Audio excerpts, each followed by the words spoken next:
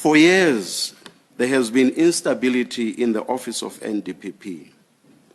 With a court challenge to Mr. Nxasana's vacation of office and to the appointment of Advocate Abrahams, that instability persists to this day.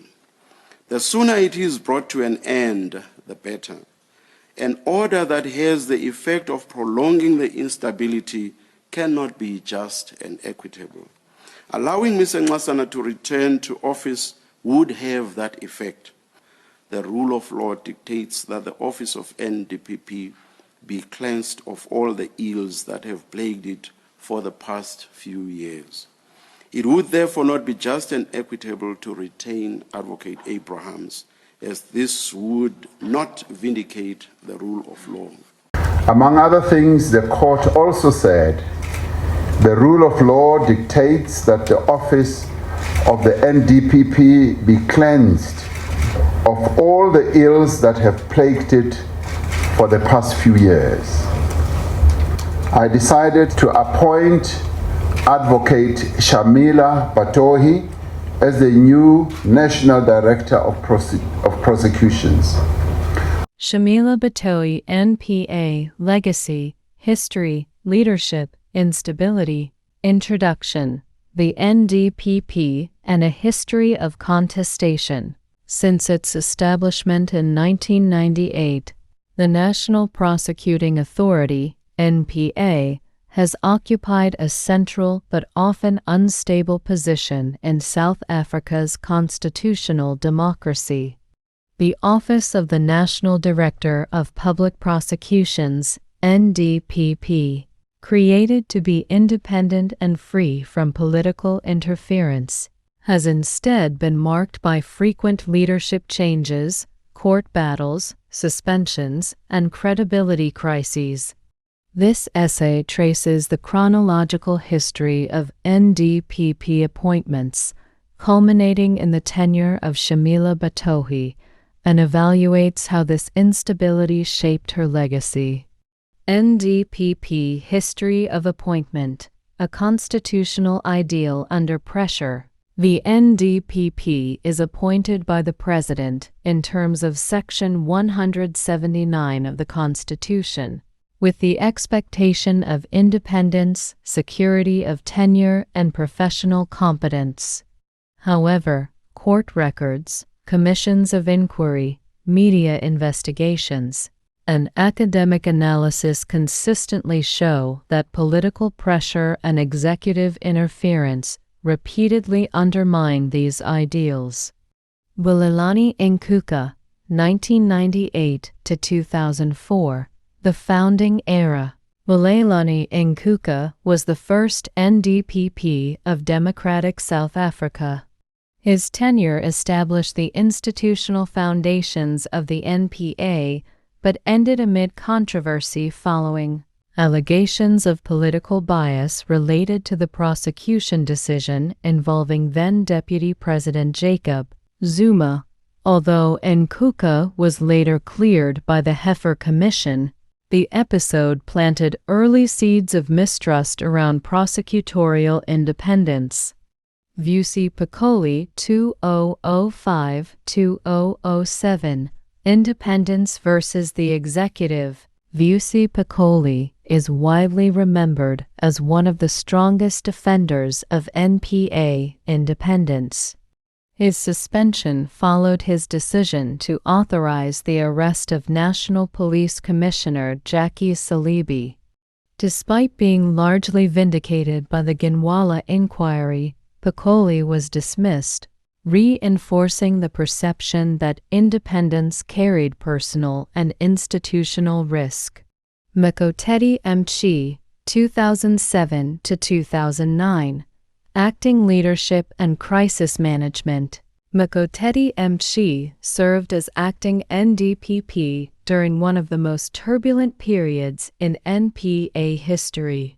His decision to withdraw corruption charges against Jacob Zuma based on intercepted communications became one of the most litigated prosecutorial decisions in South African history, later overturned by the courts.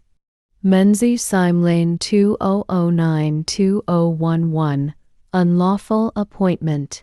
Menzies Simlane's appointment was declared unconstitutional by the Constitutional Court, which found him unfit for office due to dishonesty in earlier testimony.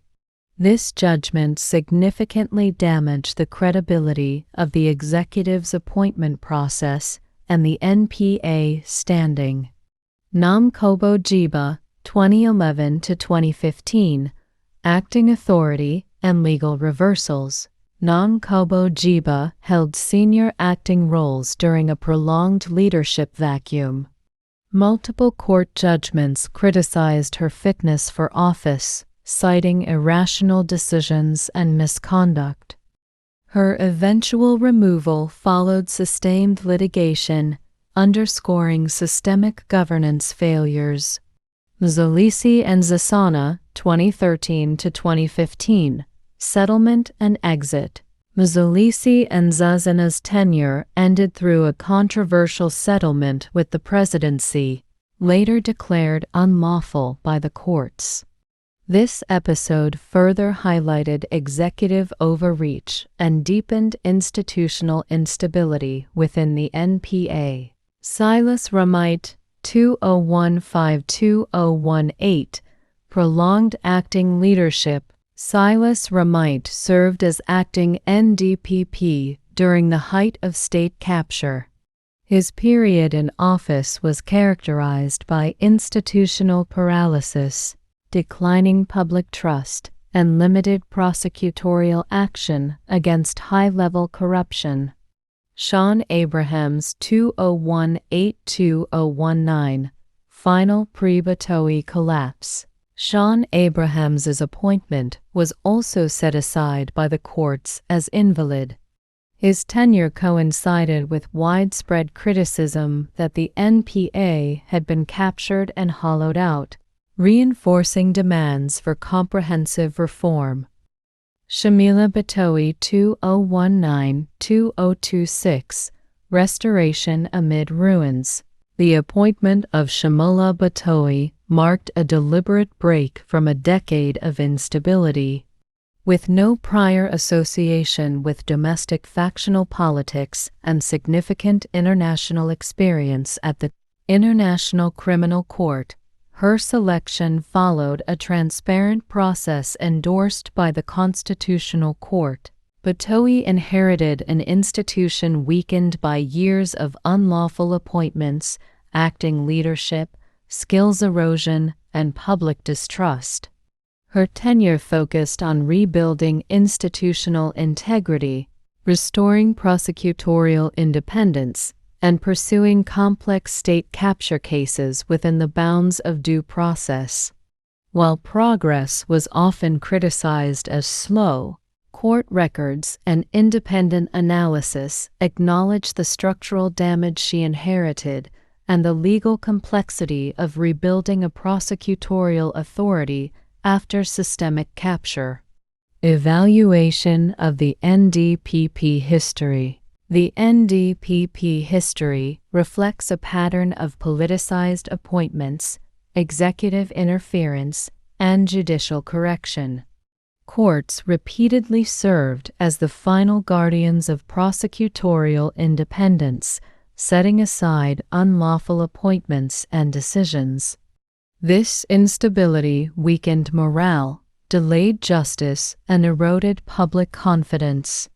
Against this backdrop, Batohi's leadership stands out not for dramatic prosecutorial spectacle, but for constitutional compliance, institutional rebuilding, and restraint. Her tenure must be evaluated not in isolation, but as a corrective response to 2 decades of instability. Conclusion. The history of the NPA's leadership is a cautionary tale about the fragility of independent institutions in a politicized environment. From Nkuka to Abrahams, the office of the NDPP was repeatedly destabilized by unlawful appointments and executive interference, with devastating consequences for public trust. Shamila Batohi's legacy lies in stability after chaos. While debates about prosecutorial outcomes will continue, her tenure represents a constitutional recentering of the NPA. In the long arc of South Africa's prosecutorial history, Batohi's leadership may be remembered less for dramatic convictions and more for restoring the rule-based foundations without which justice cannot endure.